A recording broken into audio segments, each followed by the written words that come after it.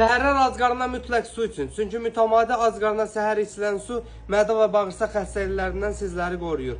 Həzmi rahatlaşdırır, metabolizmanı sürətləndirir, qəbizliyin qarşısını alır. Böbreyin özünü təmizləmə funksiyasını normallaşdıraraq düzü və zulalı böbrekdən atmağa kömək eləyir. Sistit kimi ağır sidik yolları xəstəliklərindən sizləri qoruyur. Qan devranını yaxşılaşdırır, dərdə kollagen sintezini artırır, saçı və dırnaqları gücləndirir. Faydaları saymaqla bitməz.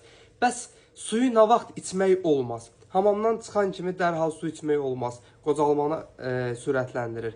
Meyvə yedikdən dərhal sonra su içmək olmaz. Mədə və bədəndə turşuluğu artırır. Qaçıb yorulduqdan sonra su içmək olmaz. Dalağı və qaraciyəri böyüdür.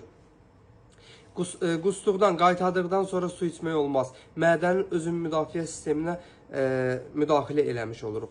Mütləq, xüsusən də bu qış aylarında səhər su içdiyiniz zaman bir nüansa diqqət yetirin ki, suyun otaq şəraitində, hətta 40 selsidən yuxarı olmasına diqqət yetirin. Çünki soyuq içdiyiniz zaman mədə spazmı kimi narahatçılıqlarla rastlaşa bilərsiniz.